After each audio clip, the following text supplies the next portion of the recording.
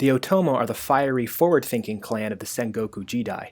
Friendly to foreigners, they are the first to have assimilated the Portuguese religion and matchlock weapons, giving them incredible early-game access to what is normally late-game technology. The Otomo are a great clan to play if you haven't had the opportunity to explore matchlock units, or if you would like to get a better handle on how to play clans of a non-standard religion.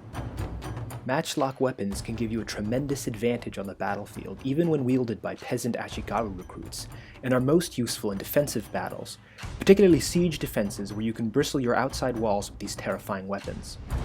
Otomo receive reduced recruitment costs for all gunpowder units, and can recruit imported matchlock Ashigaru on turn 1, which is an incredible advantage not to be ignored.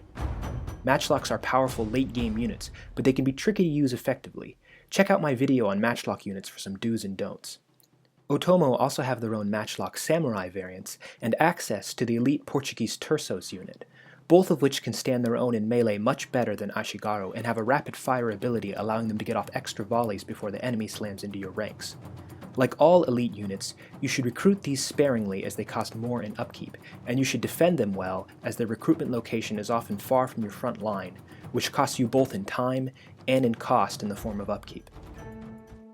At the start of the game, you receive a non-bond trade port in your capital province, which can be easily upgraded to a non-bond quarter. The non-bond quarter is an expensive upgrade, especially early in the game, but is entirely worth it as it gives you access to non-bond trade ships, arguably one of the best naval units in the game. A single non-bond trade ship can hold its own against an entire stack of regular kobayas and bunes, but don't tell the auto-resolve that. When your opponents research fire errors, however, your non-bond trade ships will need to be supported by other naval units as their wooden hulls and cloth sails are incredibly susceptible to fire. As a Catholic clan, your daimyo will receive a negative honor bonus, which will go away as soon as your son inherits the clan.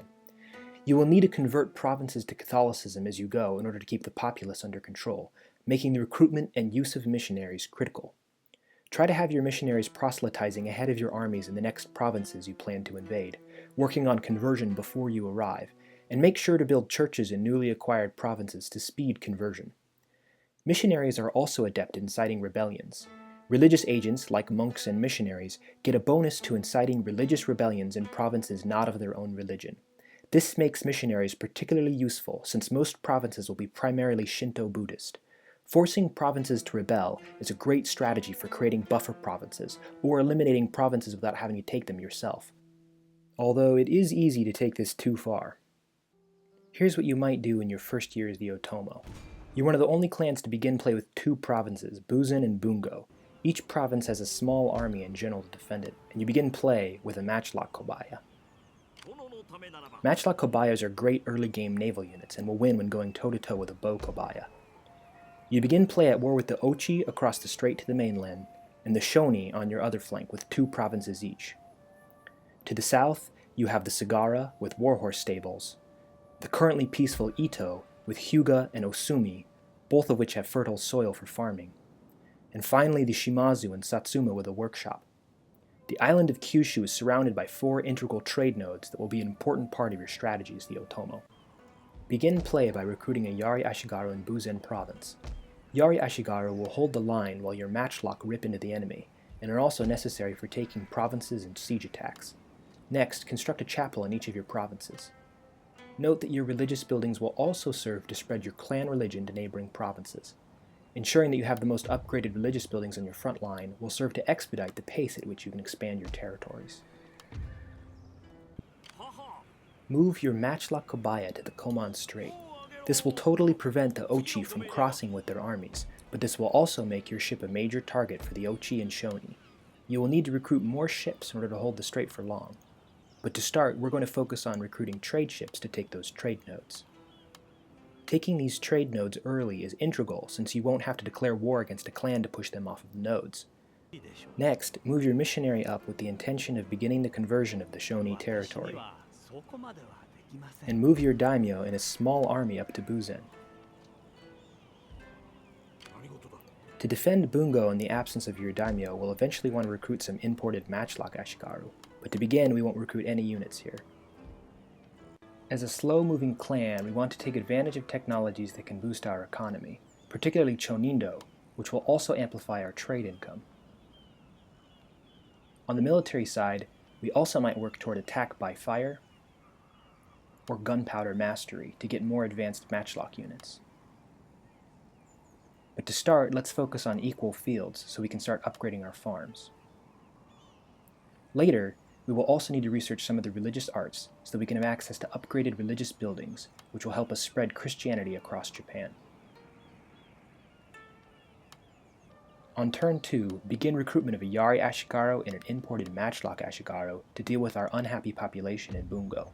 Recruiting the matchlock will complete the Way of the Gun objective we just received this turn, and will provide future recruited matchlocks an additional 2 experience for the next 10 turns, which is why we're only recruiting a single matchlock this turn, to take full advantage of the additional experience. Make sure you're moving your army up to Buzen and your trade ship is heading toward a node.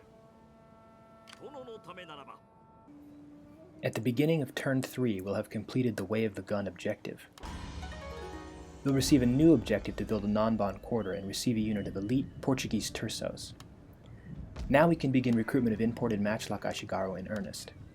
And since our chapels have finished construction, recruit a missionary in Bungo. And now we're ready to take Tsukushi. But be cautious about jumping the gun because the Shoni often will lay an ambush for you.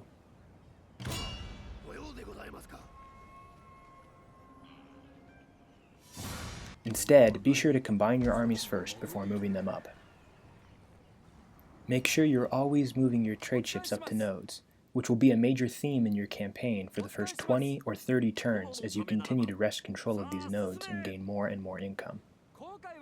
It's a new turn and Buzen is likely unhappy at this point, so let's recruit a few Yari Ash to repress the population. Lay your attack against Tsukushi. While it may appear that this fight is doable, and it is certainly winnable with some heavy losses, Otomo are masters of defensive battles. Hit continue siege to wait for them to come out and attack you where you can make the most use of your matchlocks.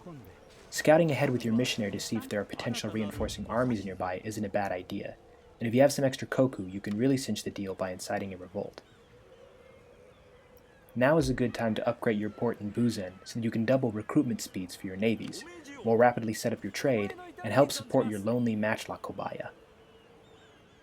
Set your new missionary on a path to converting the Ochi, your next target. If you're lucky, you may also be able to incite a rebellion in Ochi territory, halting any enemy AI into your own territory. As the Otomo, like with the Shimazu, your early game focus should be in wresting control of the island of Kyushu as soon as possible. Controlling the 4 surrounding trade nodes early is also integral.